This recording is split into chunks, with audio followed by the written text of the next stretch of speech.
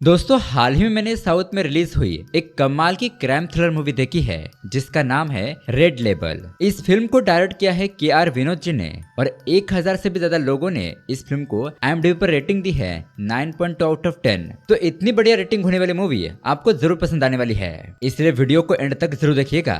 और इस मूवी को देखने के बाद आपको आपके कॉलेज के दिनों की याद जरूर आएगी। इसमें एक्शन, रोमांस और इन्वेस्टिगेशन भी दिखाई गई है जो कि आपका एंगेजमेंट एंड तक बनाकर रखती है। तो दोस्तों अब इसी तरह के धमाल के साउथ के मूवीज देखने के लिए हमारे चैनल को सब्सक्राइब जरूर कीजिए। चलिए अब बिना किसी देरी के शुरू करते हैं आज की कहानी। कहानी की शुरुआत होती है कोयम्बतूर के एक बहुत बड़े कॉलेज से।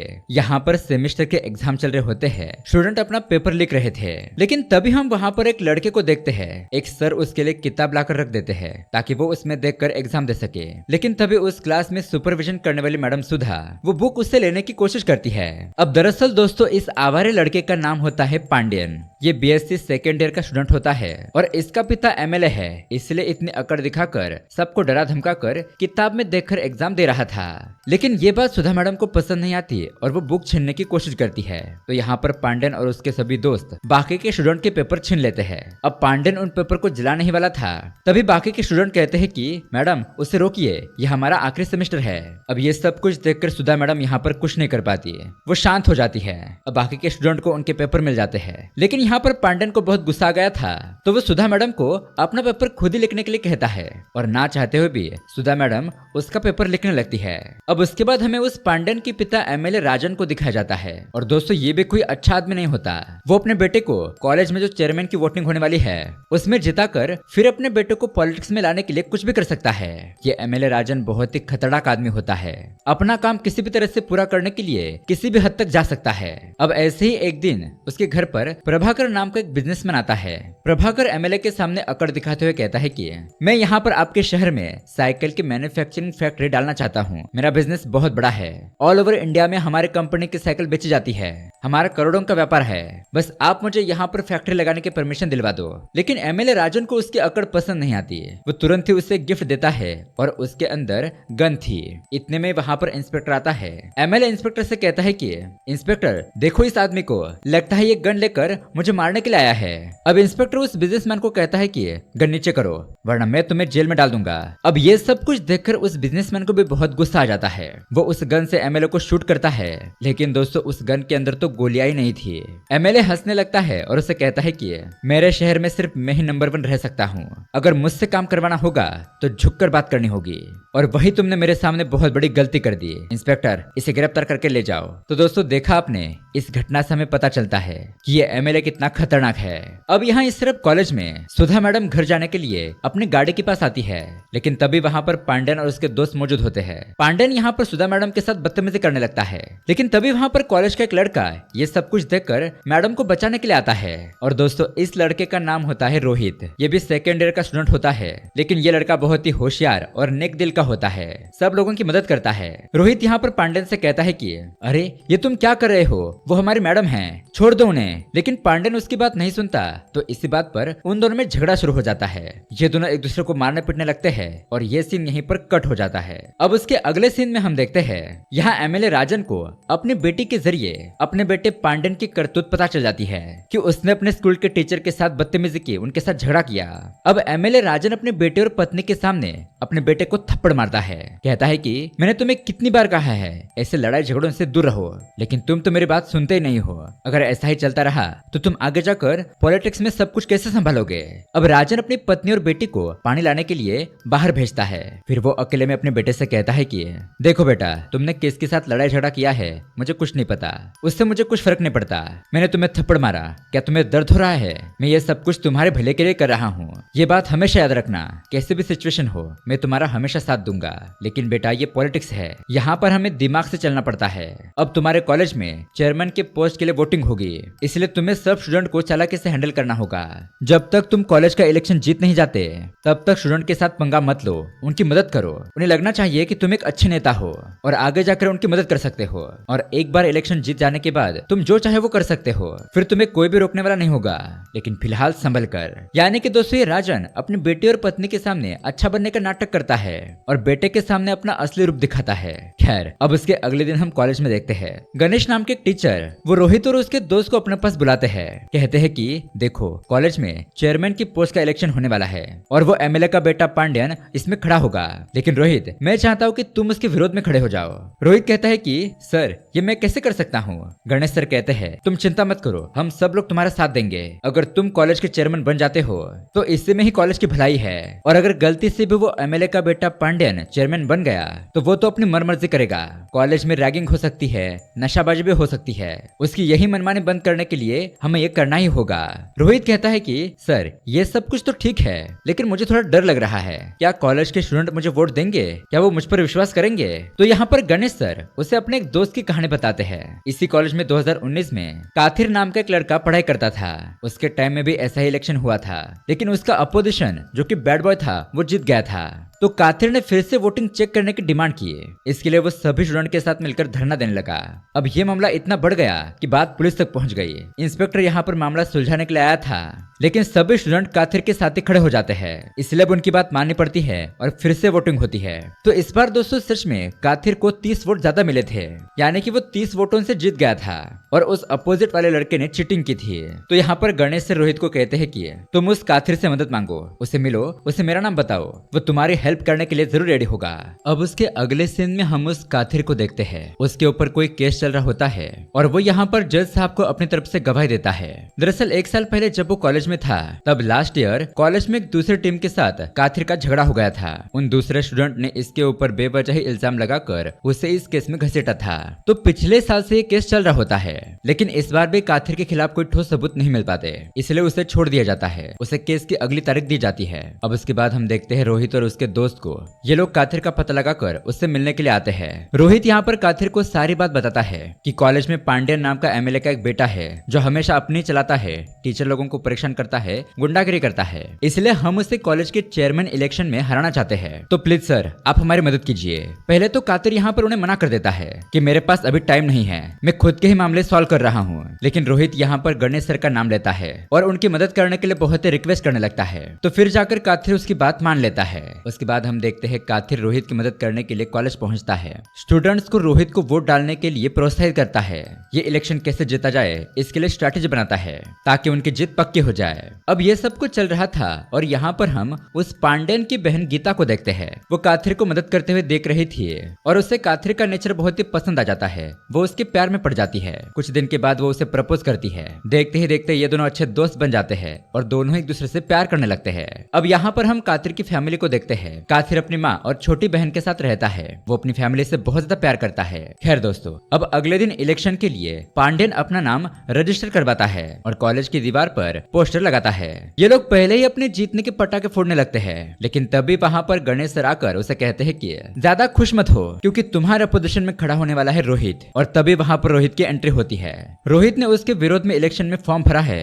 ये बात पता चलते ही पांड्यन तो बहुत ही गुस्सा हो जाता है। अगले दिन हम देखते हैं रोहित और उसके दोस्त कॉलेज पहुंचते हैं। तो वो पांड्यन यहाँ पर इंस्पेक्टर को बुलाता है, उसे पैसे देकर अपनी तरफ करता है और उस रोहित और उसके दोस्तों को धमकाने के लिए कहता है ताकि वो डर के मारे वोटिंग लिस्ट से अपना नाम कट कर सके। तो उसी तरह से इंस्पेक्टर रोहित और उसके दोस्तों को डराता है, धमकाता है, कहता है कि तुम लोगों ने किससे पंगा लिया है तुम्हें पता नहीं है। वो पांड्यन एमएलए का बेटा है, अगर उसे गुस्सा आया तो वो तुम लोगों के साथ कुछ भी कर सकता है। तुम लोगों ने मेरी बात नहीं मानी तो तुम लोग कॉलेज में लड़ाई झगड़ा कर रहे हो, ऐसा केस डालकर मैं तुम्हें अंदर कर दूंगा। लेकिन तभी थोड़ी दूरी पर काथिर मौजूद होता है और वो ये सब कुछ देख लेता है। वो कॉलेज के फंक्शन में कुछ सामान लेकर आता है। फिर वो इंस्पेक्टर के पास आता है और उसे कहता है कि ये लोग अपनी तरफ से इलेक्शन की तैयारी कर रहे हैं, गुंडागिरी तो ये पांड्यन कर रहा है। काथिर उस पांड्यन की गाड़ी की डिक्की ओपन करता है और उसमें बहुत सारे हथियार रखे हुए थे। अब कॉलेज के सभी स्टूडेंट इसका वीडियो बनाने लगते हैं। काथिर कहता है देखा आपने गुंडा कौन है, हथियार इसकी गाड़ी के अंदर मिले हैं तो आप इसे गिरफ्तार कीजिए, और अगर आपके अंदर पांड्यन को गिरफ्तार करने का दम नहीं है तो आप कॉलेज के स्टूडेंट को भी परेशान नहीं कर सकते। तो अब यहाँ पर वो इंस्पेक्टर चुप हो जाता है, वो कुछ नहीं कर पाता। अब उसके अगले दिन इस घटना से पांड्यन और उसके दोस्त बहुत गुस्सा हो गए थे।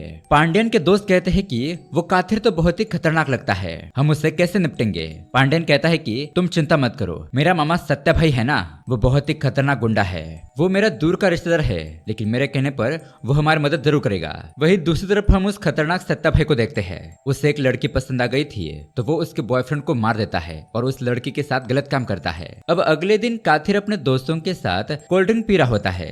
तभी वहाँ पर उसकी बहन आती है, उससे कुछ बातचीत करती है और कहती है कि भैया माँ आपको बुला रही है।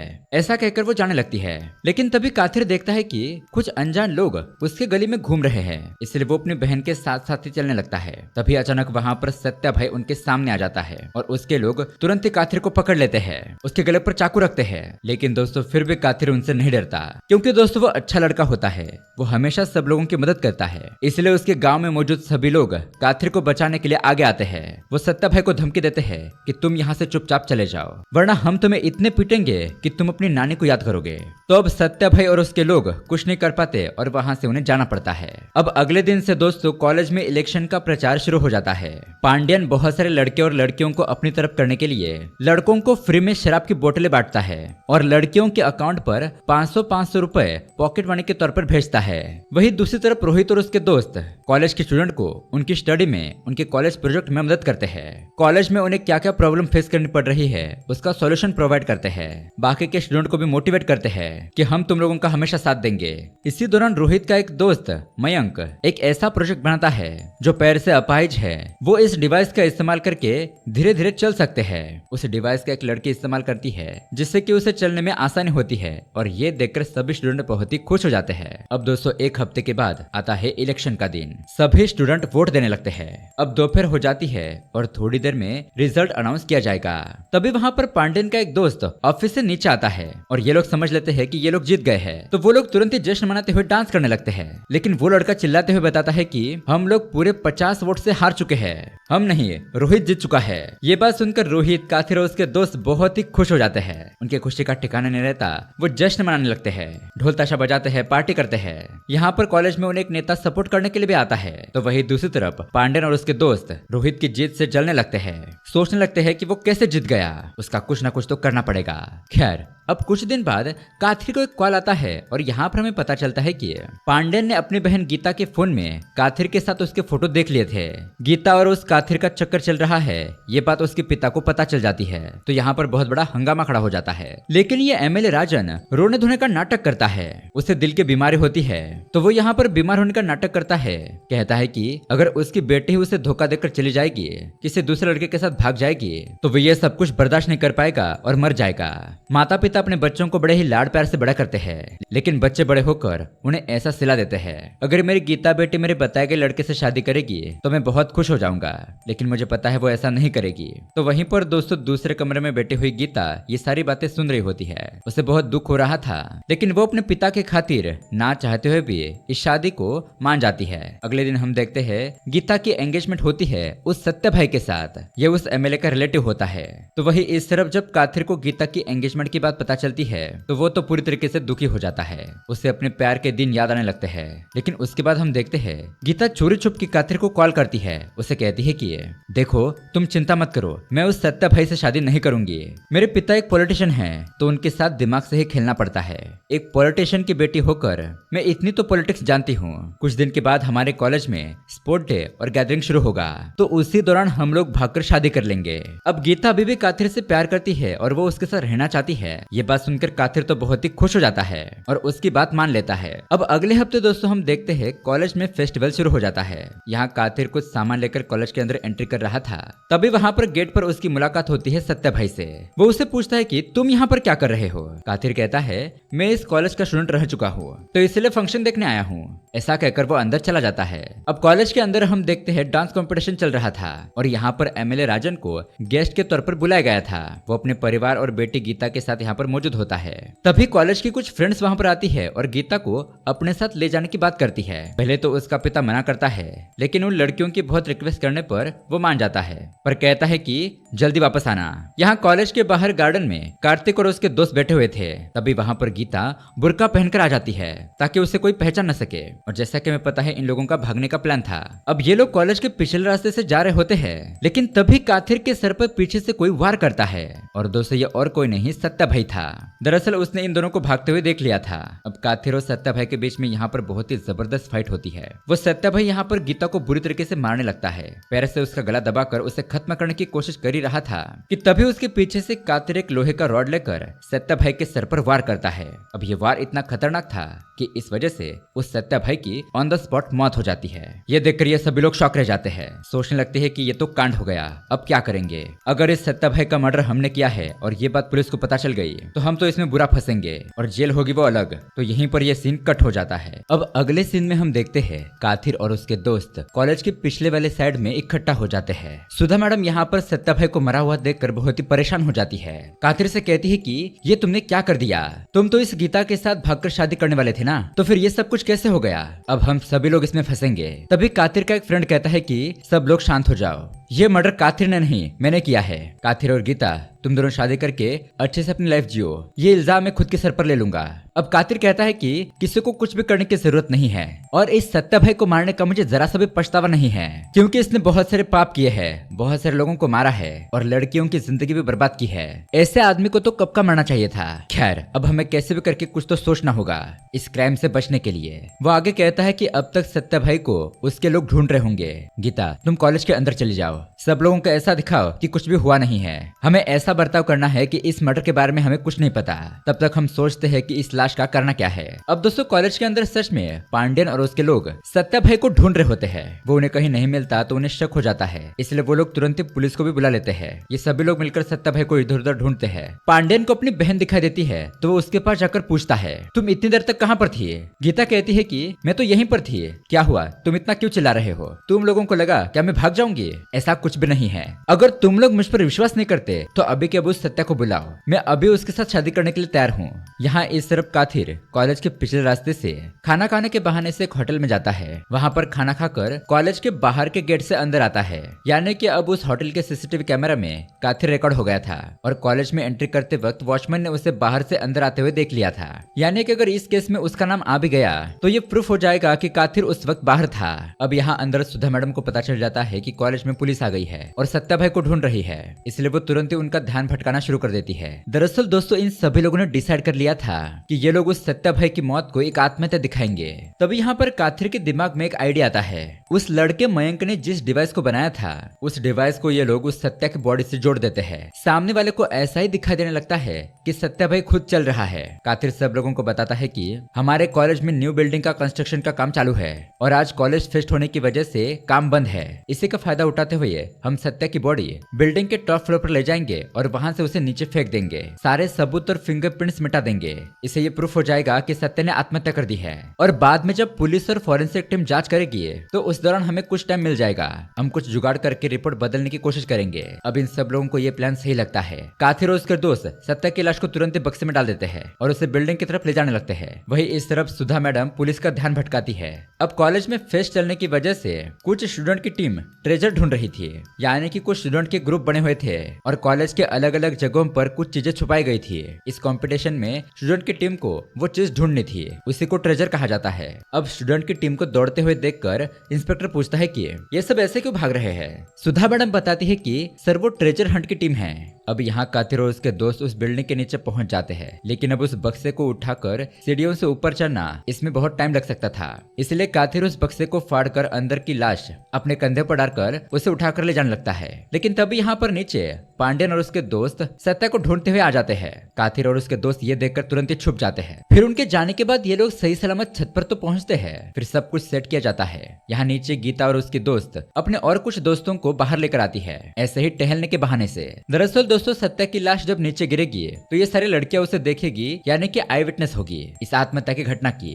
अब ये सत्या की लाश ऊपर से गिरने ही वाली होती है, लेकिन तभी अचानक दोस्तों वो डिवाइस बिगड़ जाता है, यानी कि काम करना बंद कर देता है और सत्या की लाश को ऊपर से नीचे गिराने का प्लान यहाँ पर फ्लॉप हो जाता है। फिर भी ये लोग हार ना मानते हुए काथिर और उसके दोस्त सत्या की लाश को लाइब्रेरी में ले जाते हैं। वहाँ पर ये लोग उस लाश पर लगे हुए सारे फिंगरप्रिंट्स मिटा देते हैं। अब कातिर कहता है कि कॉलेज में फेस्टिवल होने की वजह से यहाँ लाइब्रेरी में कोई नहीं आएगा, हम इस लाश को यहीं पर रख देते हैं। रात हो जाने के बाद मैं इस लाश को ले जाकर कहीं पर दफना दूंगा। अगर ये लाश कॉलेज के बाहर मिली तो कॉलेज के अंदर किसी भी स्टूडेंट पर शक नहीं जाएगा।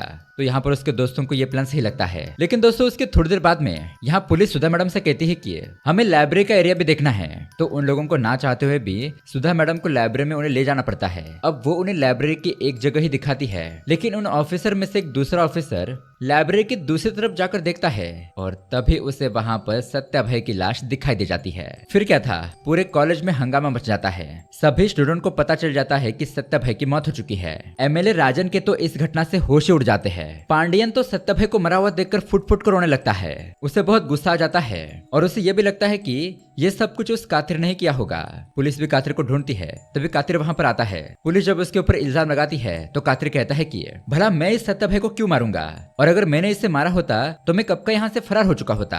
लेकिन फिर भी मैं आपके सामने खड़ा हूँ, पहले कोई सबूत पेश कीजिए, फिर आप मेरे ऊपर इल्जाम लगाना। अब उसके थोड़ी देर बाद में फॉरेंसिक टीम को बुलाया जाता है और ये लोग तुरंत ही बॉडी को अच्छी तरीके से जांच करने लगते हैं। अब डॉक्टर शीतल मैडम बताती है कि देखिए ऑफिसर, ये पक्का मर्डर है, लेकिन क्राइम करने वाला बहुत ही शातिर है। उसने शरीर के ऊपर एक भी फिंगरप्रिंट्स के निशान नहीं छोड़े हैं और उसके सर पर बहुत ही खतरनाक वार होने की वजह से उसकी मौत हो चुकी है। कोई हेवी रॉड हो सकता है। अब अगर हमें हथियार मिल जाए और उसके ऊपर कोई फिंगरप्रिंट्स हो तो उससे कातिल पकड़ा जा सकता है। पुलिस तुरंत ही कुत्ते को लेकर आती है। अब लाश को सूंघकर वो कुत्ता इधर उधर दौड़ने लगता है। फिर एक गाड़ी के पास आ जाता है जहाँ पर कुछ सामान रखा था। अब पुलिस तुरंत ही उसके अंदर ढूंढती है और दोस्तों उन्हें वहाँ पर वो रॉड मिल जाता है जिससे कि सत्या भाई को मारा गया था। और अब उस रॉड की जांच शुरू हो जाती है। यहाँ पुलिस ने कॉलेज का गेट पहले से ही बंद कर दिया था। जितने भी स्टूडेंट यहाँ पर मौजूद होते हैं पहले उनमें से सभी लड़कों के फिंगरप्रिंट्स लिए जाते हैं। अब उस रॉड पर उन्हें हल्का सा फिंगरप्रिंट्स मिला था, लेकिन किसी भी लड़के का फिंगरप्रिंट्स उससे मैच नहीं होता। उसके बाद यहाँ एमएलए राजन पुलिस से कहता है कि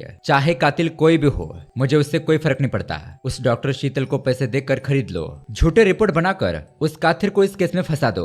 अब इंस्पेक्टर उस डॉक्टर शीतल के पास जाकर सारी बात बताता है तो यहाँ पर 50 लाख रुपए देने की बात तय हो जाती है। वो डॉक्टर भी पैसों के लालच में उनकी बातों में आकर उनका काम करने के लिए तैयार हो जाती है। इंस्पेक्टर कहता है कि एमएलए का आदमी गाड़ी से पैसे ला रहा है, तो यहाँ पर वो डॉक्टर रिपोर्ट बनाकर दे देती है। फिर हम देखते हैं कॉलेज के सभी स्टूडेंट को एक जगह पर इकट्ठा किया जाता है। यहाँ हम एमएलए को बहुत ही खुश देखते हैं। वो सोचता है कि अब कातिर फंस जाएगा। अब वो यहाँ पर रिपोर्ट पढ़ने वाला था, लेकिन वो लड़का मयंक यहाँ पर सब कुछ देख लेता है। दरअसल उसने एमएलए की बात छुपकर सुन ली थी कि वो लोग कातिर को फंसाना चाहते हैं। तो मयंक के पास एक डिवाइस होता है, वो उसे एक्टिवेट करता है। दरअसल ये डिवाइस ऐसे वाइब्रेशन प्रोड्यूस करता है जिससे कि दिल की धड़कनें तेज हो जाती है।